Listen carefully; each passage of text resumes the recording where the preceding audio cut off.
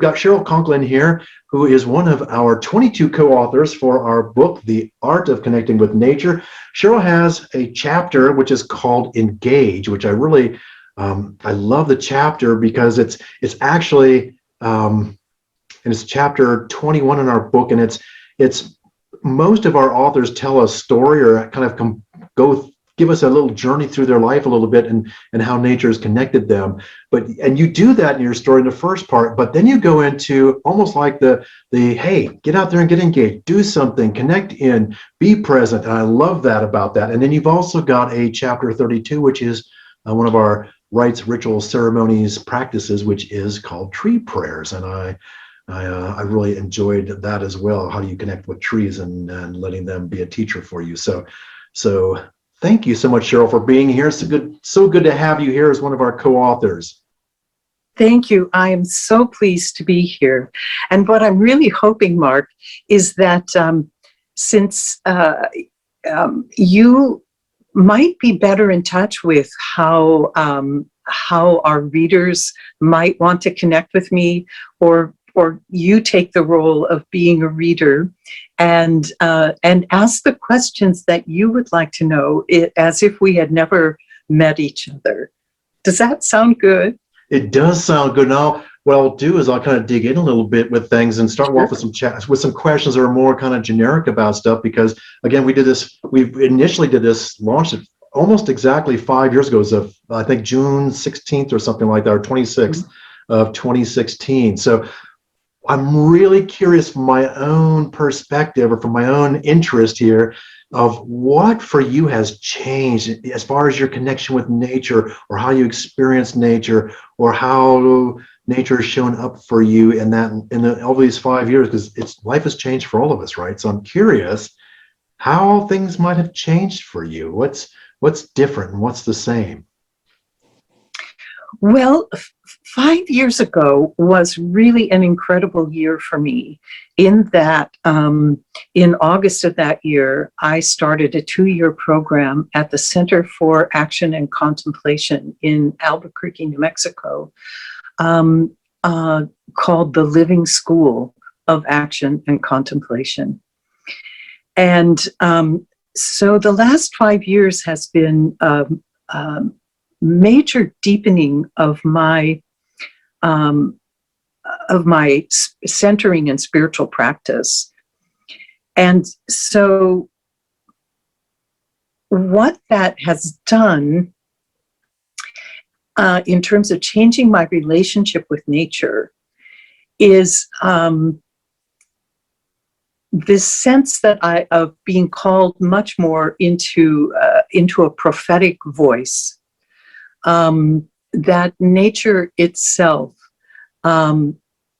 is wanting ever more to be part of what directs my life, rather than me being the one who's figuring out what's next and how to do it and where to go, but to listen much, much more deeply and take my marching orders from something so much larger than me. And is that something new for you? So it sounds like it's maybe not necessarily new, but it's a deeper experience with that. Is that what I'm hearing? Right. As a matter of fact, in some ways, I don't think that there's anything new going on particularly, except, of course, I'm in this new environment. But there is a deepening of everything, and a clarity. Some of it is also age related. You know, I was 63 5 years ago, and at the time 63 seemed pretty ripe, but now 63 seems pretty young. and horizons look different as we approach 70, and I'm sure as we, if we're granted more years, every year the horizon looks just a little bit different. And so I would say that my relationship with nature has changed in such a way that I'm looking much more at what nature wants from me, rather than how I can serve nature, Mm. there is a much bigger, there's a very subtle but huge difference between those two things. It's not my idea of what nature needs from me or what I can do to make things better or to bring people into contact with nature. But what does nature want from me? And, how is it calling me into being? So that's what's changed. So I like that. So that's a really different twist on kind of things, because a lot of times, like you're saying, is that nature, or at least from our more I guess socially responsible standpoint, it's we're taking care of Mother. We need to do this. We're here to make sure that we're the protectors of the earth. And that's way different than going, oh, wait a second, I don't need you to do that. I'm going to be okay.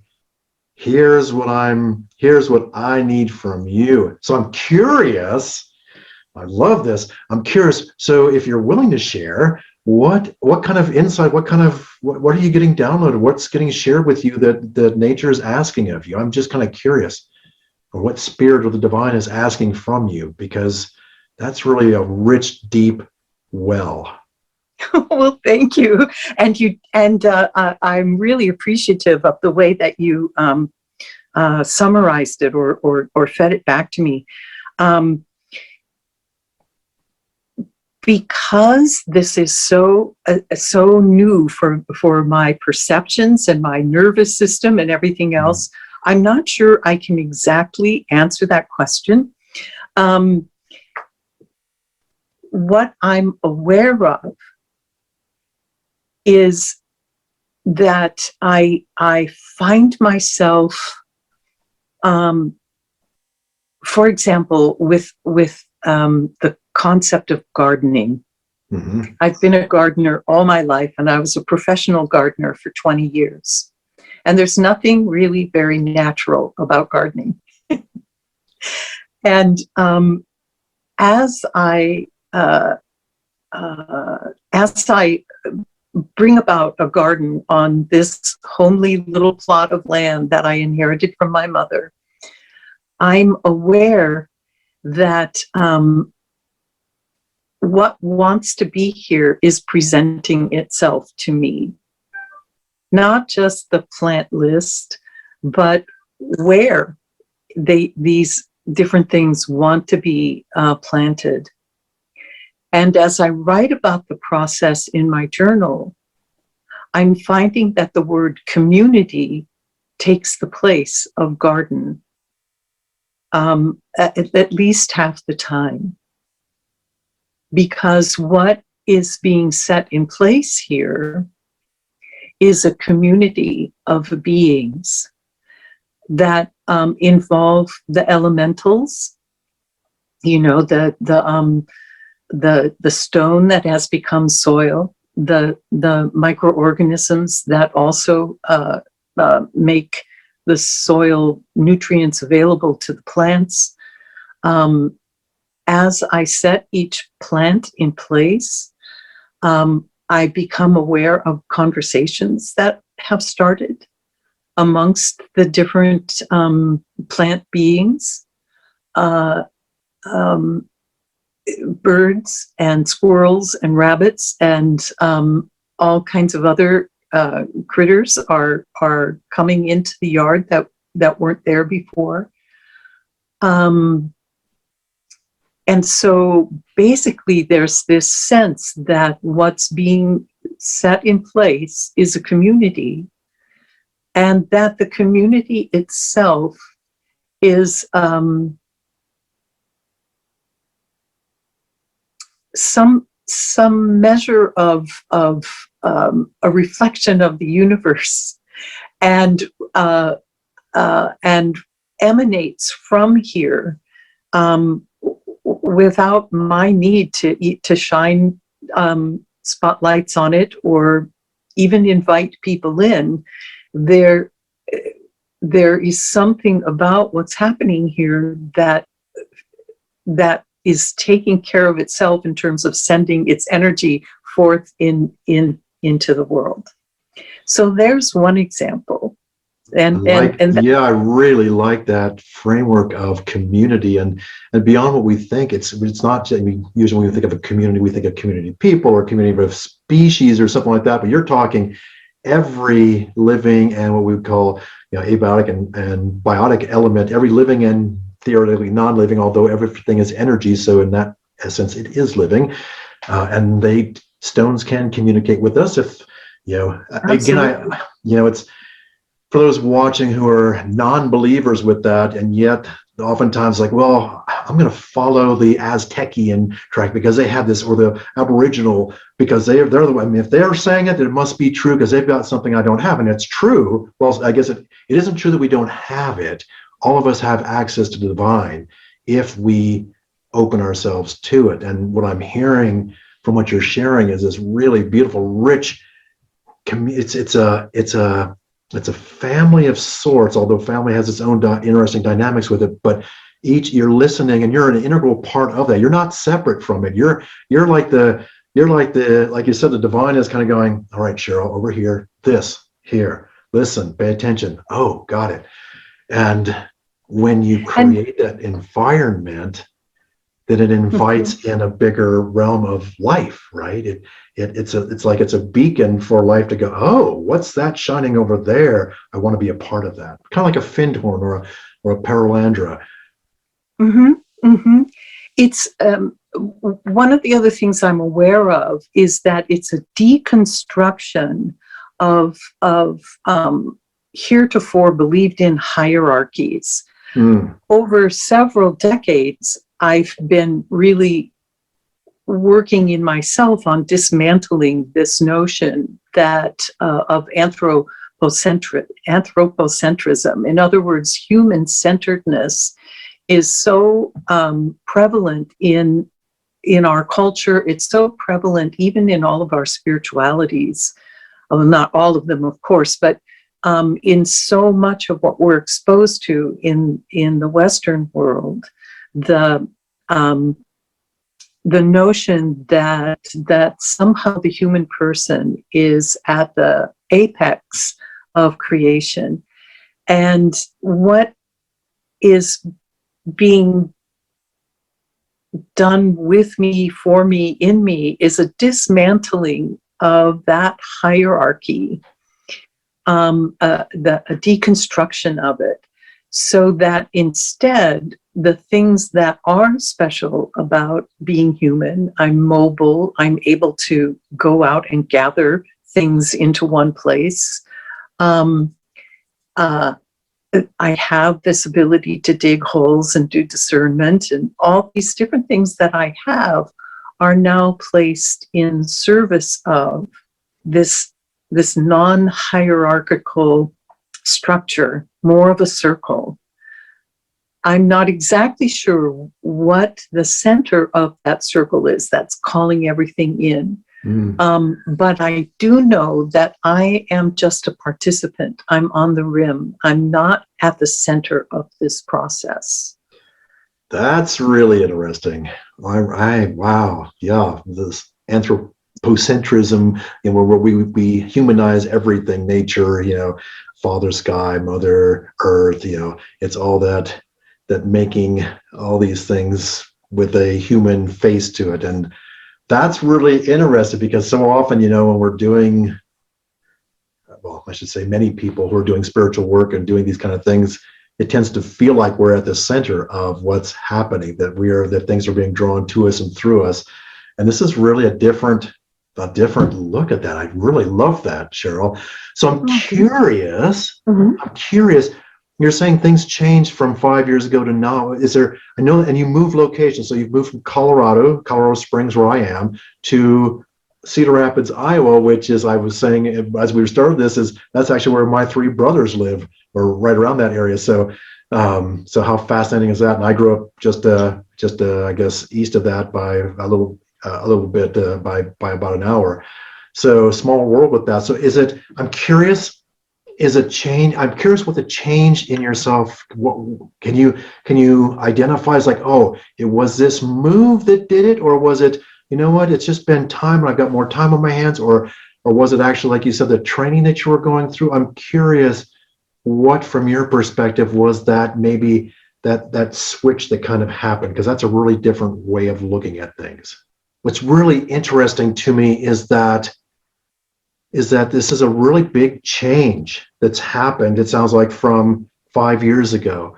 And I'm curious, is it a change of location that maybe facilitated this? Is it the schooling that you went through that did that? Is it because, again, like we said, you're moving from Colorado Springs, a mountain region, to the Midwest, a breadbasket of agriculture, really different kind of flavor there?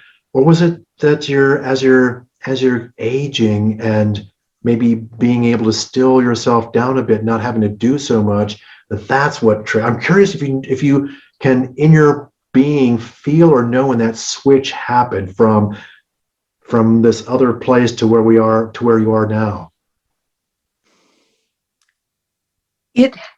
I'm not aware of a specific switch. I would say that it's all of those things working together. And I would also say that the notion of the trouble that comes with anthropocentrism has been working on me for a long time. So I've had lots of questions about that. But one of the things that I can say is about 3 years ago, I noticed myself really wondering, had I ever been led? Did I know really what it was like to be led rather than to always figure things out? That's really what, and I'm curious what precipitated that. Is there something, I mean, because that's again, one of those big switches of going, I'm in charge, to, oh, I'm going to be a participant here. I'm going to be a student of learning. I'm not going to have to be at the top of the food chain, like you were saying earlier. So some big changes here for you, my friend. Some really big, sweet, amazing. Right. Yeah. What precipitated it, Mark, was yearning. I had been through a long process of never quite being at home. And when I moved into a place of recognizing that home had to be found completely within, the yearning changed. I remember a point in my journal writing when I was revisiting my yearning for human community and human partnership, and also for the measures of success that our culture recognizes. And Spirit said very clear to me, as I was writing, your dreams are too small. And so I asked back, does this mean you want me for yourself? That I need to be happy and satisfied that my primary relationship is with Spirit? And I said that actually kind of snarkily, but like, oh, challenging the divine. I love it. Yeah, yeah, you really want me to be happy with that? but the truth of the matter is that particular exchange wouldn't leave me alone. It just wouldn't leave me alone. My dreams were too small, and that bigger dreams were actually going to require of me to drop even further into into place, into heart, into a radical dismantling of things that had always mattered.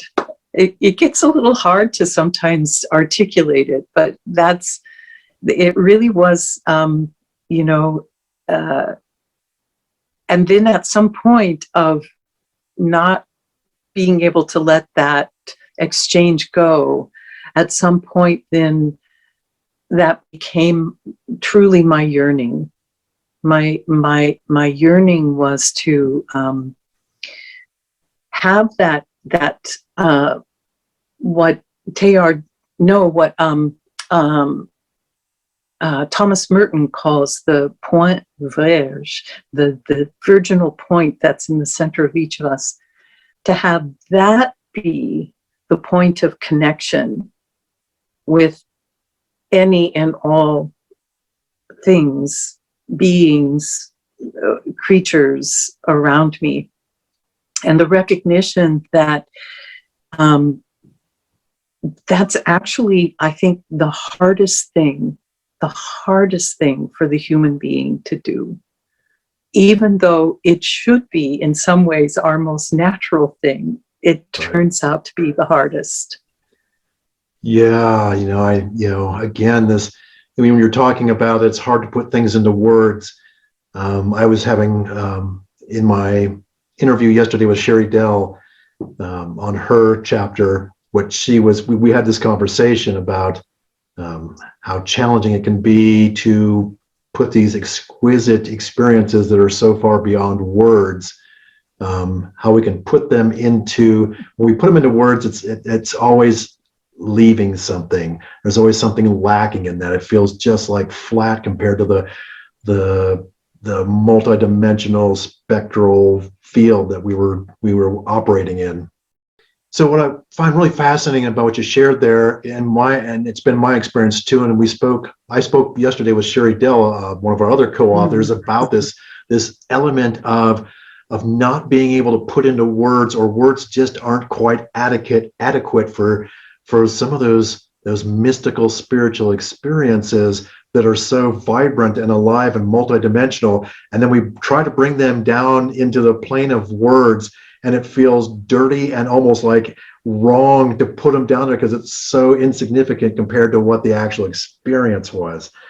And I'm feeling that from you. Those are my words, obviously, and run through my own filters, my own experiences. But I get that the place of these words we try to put and try to explain sometimes what our experiences are and what's happening to and through and with us, this leaves a lot to be wanting, right? So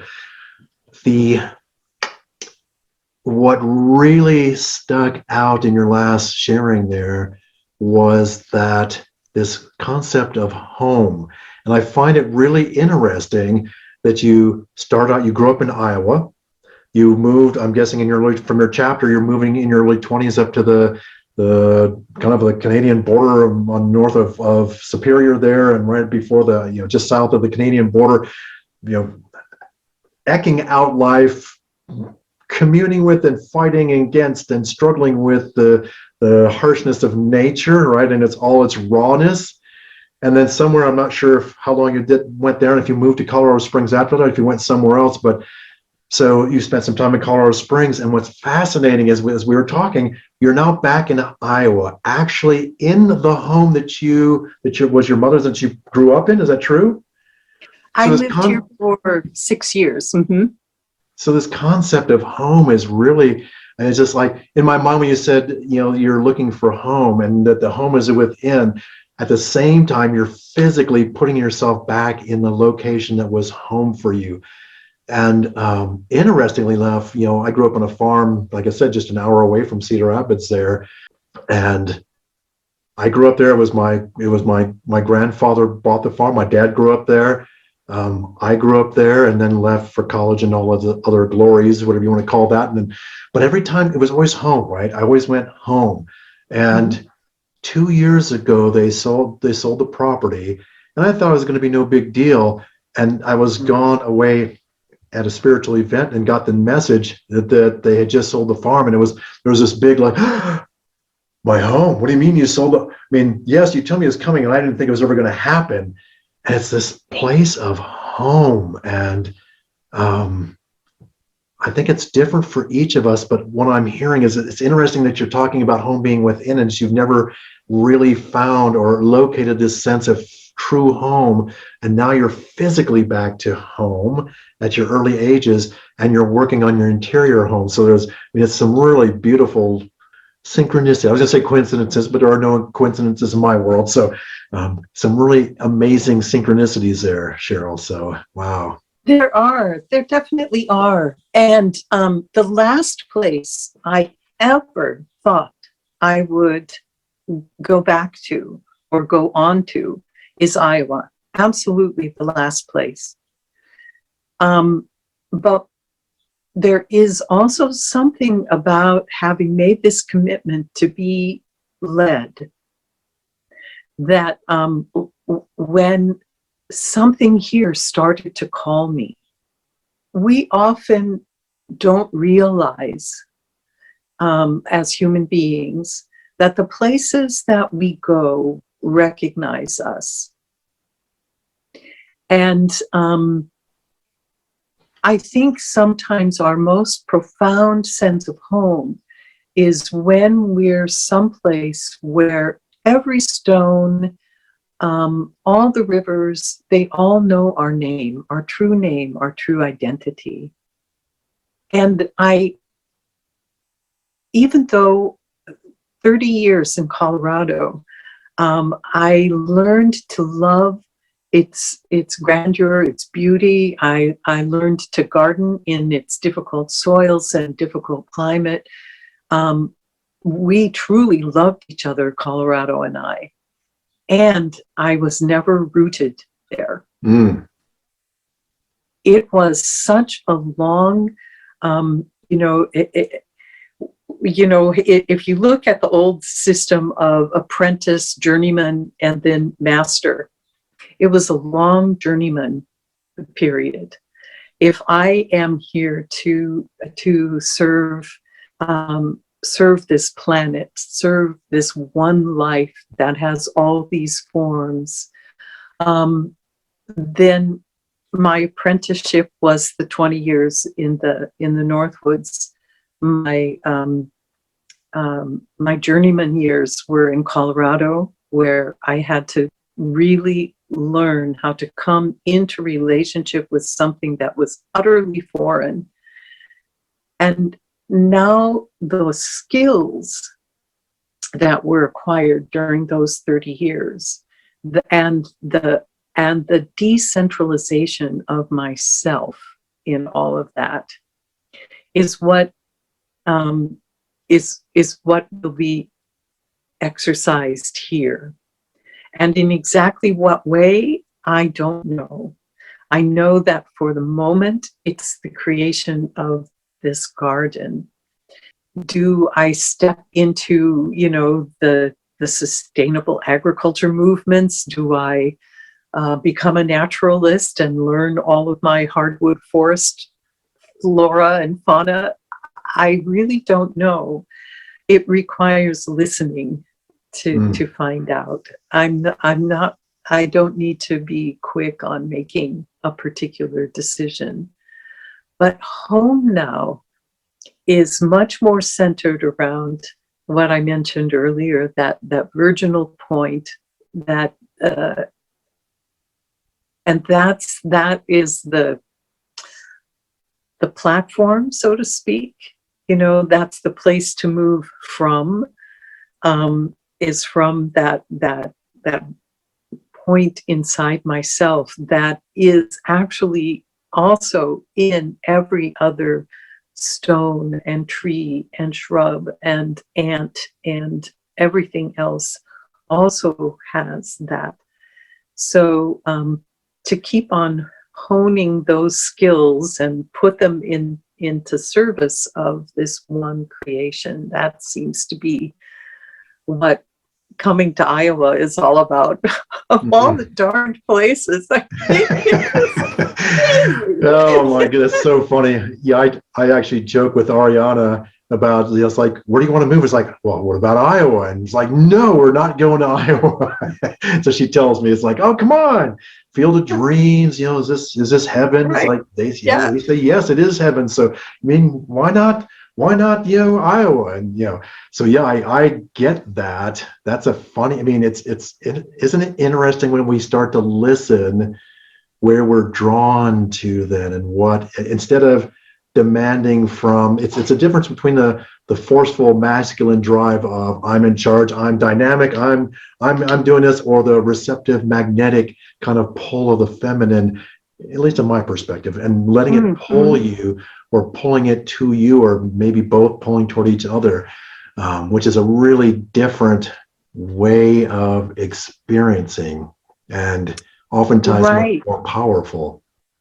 And it also has really, speaking of feminine and masculine dynamics, one of the things that I'm really aware of is that I've always been much more comfortable, I think, with masculine dynamics than many of my, many of my contemporaries. I mean, surely I've gone through my periods of development where everything was woman-centered and feminist spirituality and all of that sort of thing. But one of the things I'm truly aware of right now is that the way that the sacred masculine shows up in the unbuilt environment. It's a lot easier to recognize the masculine in the built environment, to see the sacred masculine in the unbuilt environment, which is another shift of language. It's like there isn't anything that is outside of nature. If we begin to think of inside and outside of nature, it's too dualistic. But there are built and unbuilt environments, or there are human-built environments, and then there are world-built environments. And in the non-human built environment, the sacred masculine becomes more apparent to me.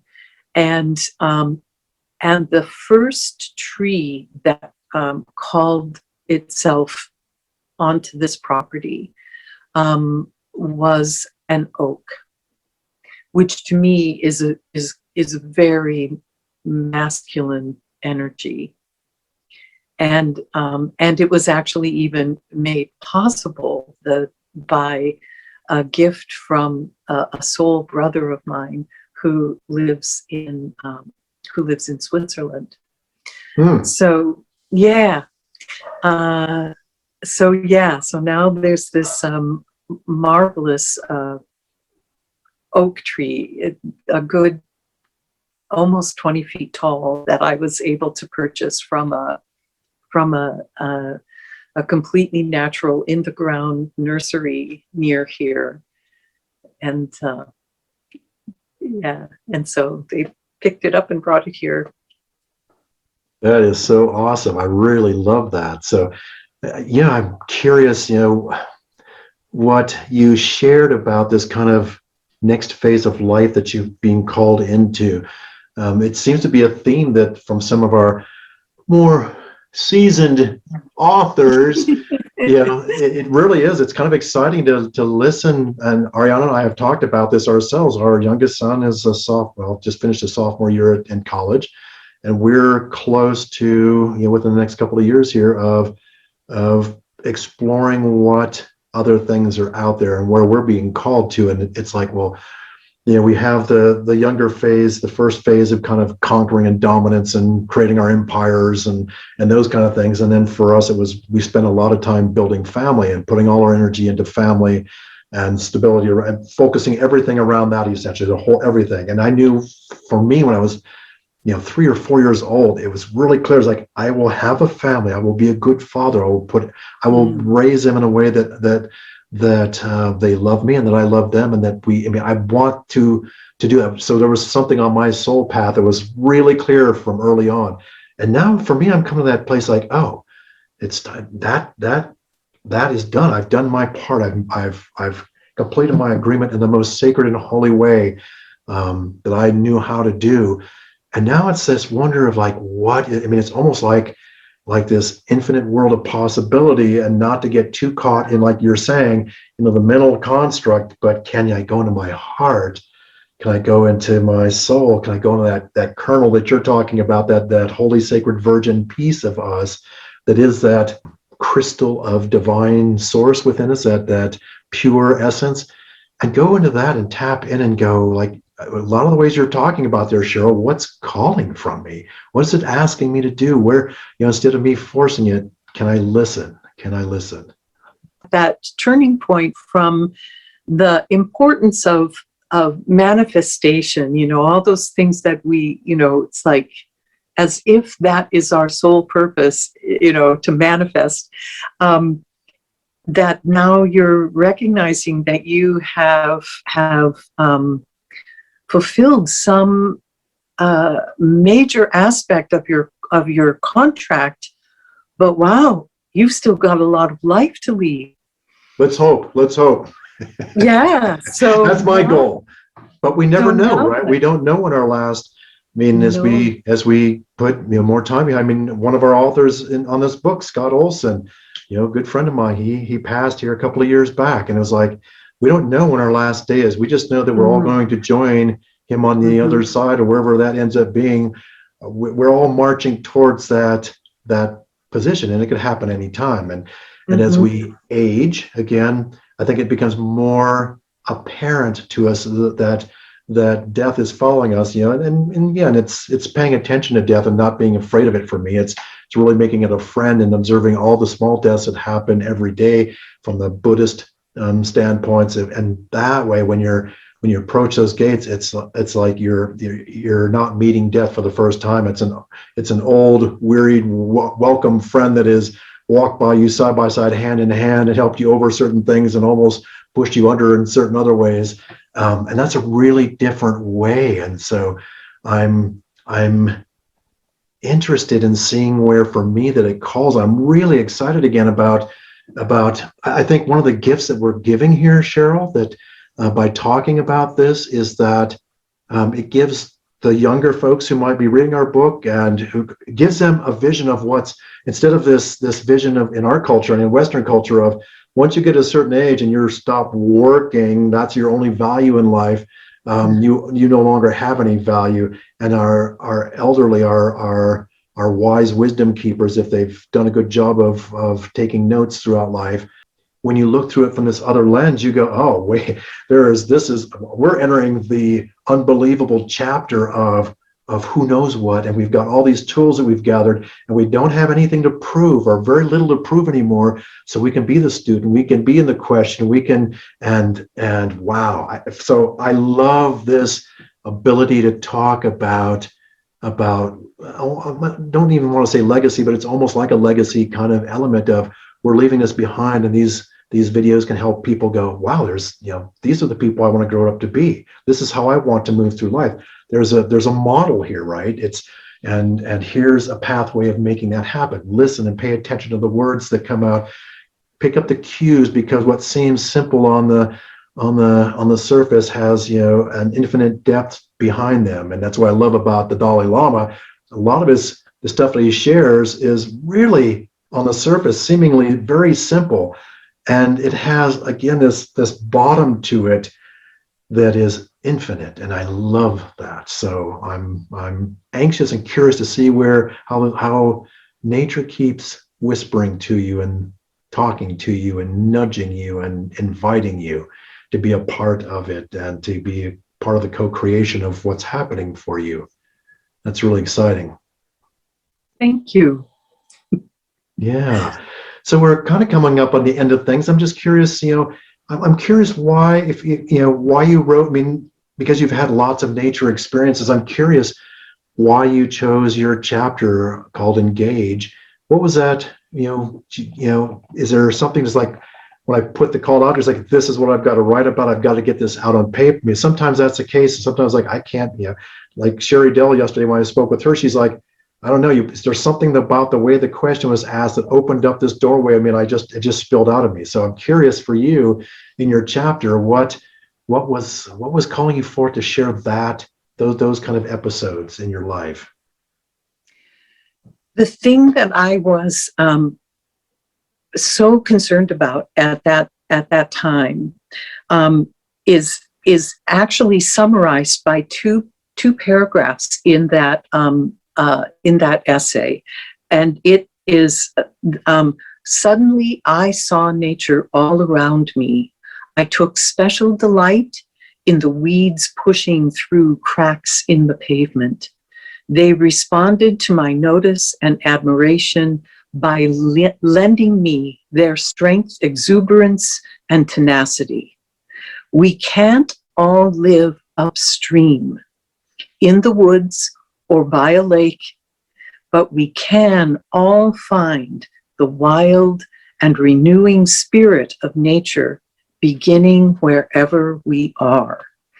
And that was so totally my concern. I began to see how even people who say they love nature were still in a mindset of going to nature like nature was some kind of spa or commodity or a place to go, to learn all about my power animals, my power with this and my power that. But it was always centered around a kind of dualistic relationship, and it was all in a way sort of selfish, and exploitive. And I was really concerned. That concern still stays with me, but it's not as, I don't know, it doesn't carry as much of a judgmental charge as it once did.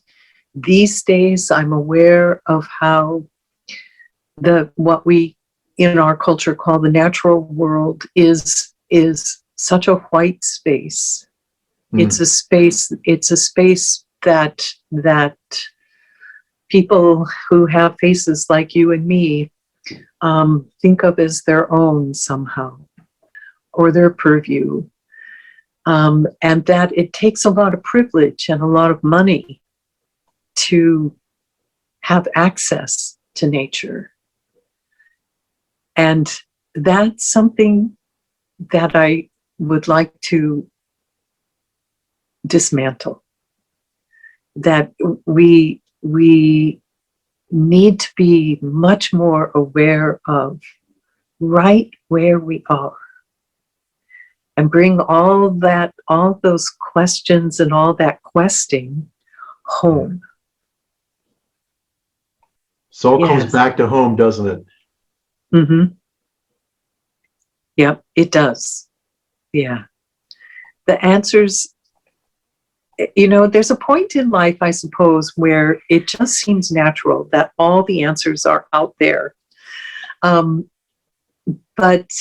they aren't, and once upon a time, I was told that all of the teachers, all of the real, true teachers are in the spirit world, and all of nature is medicine. So how then are we to know about that except through listening? And it's not necessarily about peak experience after peak experience, or throwing ourselves against the mountain, or climbing the highest tree, or, becoming the best kayaker on Lake Superior. Although those things can be really, truly important, according to the individual.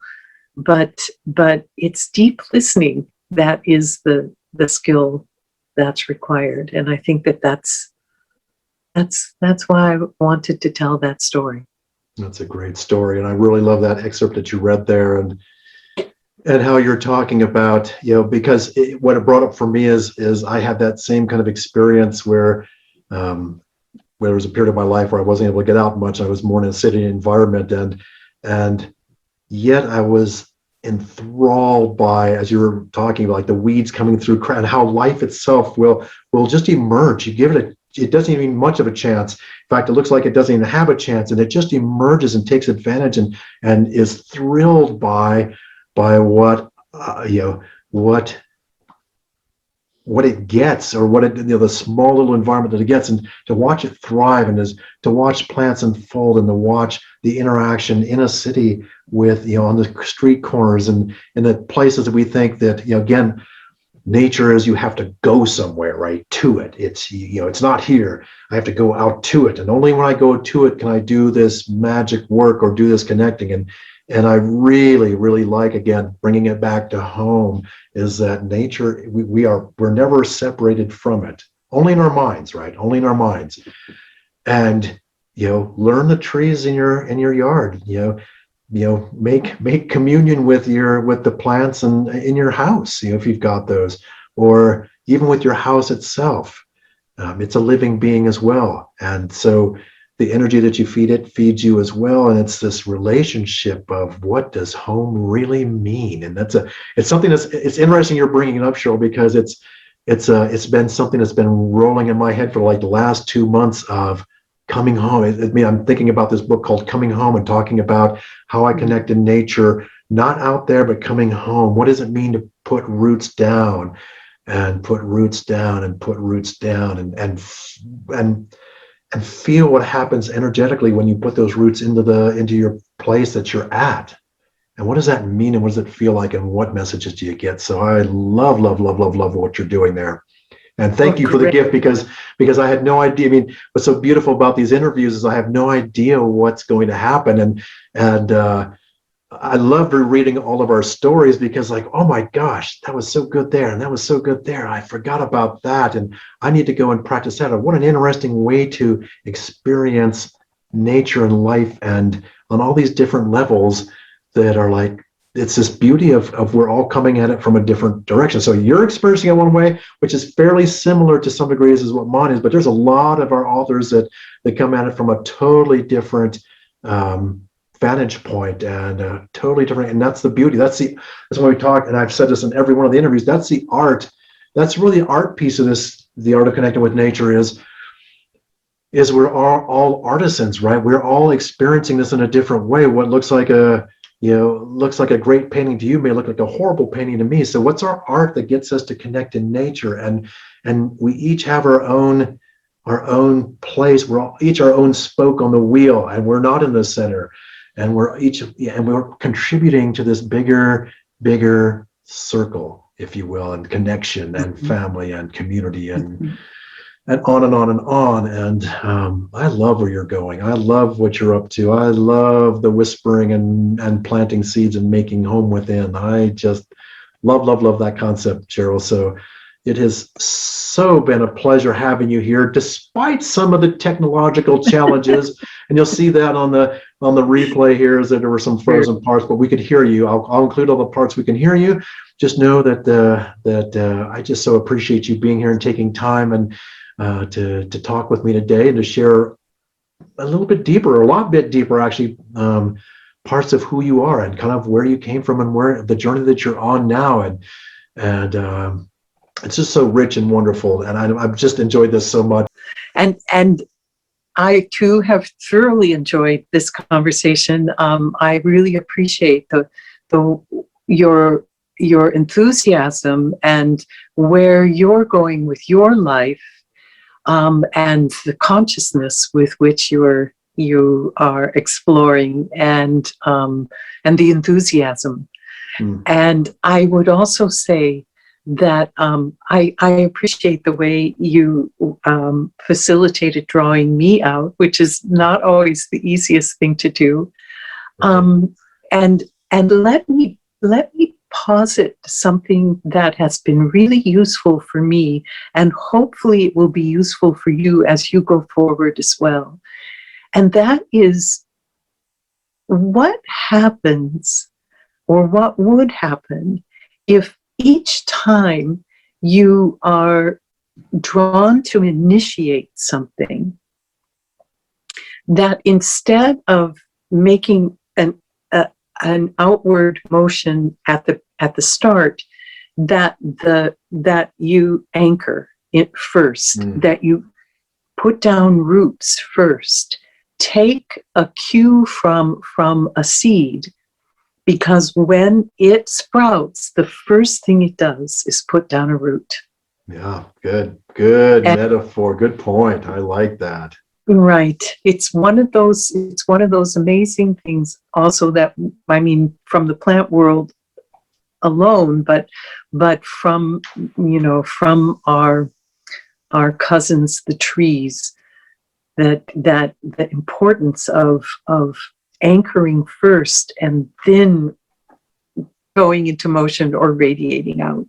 Sure, absolutely. Thank you for that gift. I will hold that kernel dear and plant that seed with that. So thank you for that, Cheryl. Thank you again for your time with this, and thank you for all of you who are watching. And I hope you check out some of our other authors. We look forward to seeing you again. We're going to be launching our kind of early launch here for our discounted launch from June 1st to June 7th, 2021. We're doing the Art of Connecting with Nature 2.0. So Right. I'm excited about it. And again, thank you so much for your time and your energy and being willing to be vulnerable in that and share some of the deeper connected places, because those sometimes are some of our richest, most guarded kind of like this. I don't want to expose too much because I don't want to be ridiculed for it. And I appreciate you being willing to open and share some of those experiences. So thank you so much, my friend. Look forward to connecting with you somewhere in the near future, and have a great evening, my friend. Thank you so much, and you as well.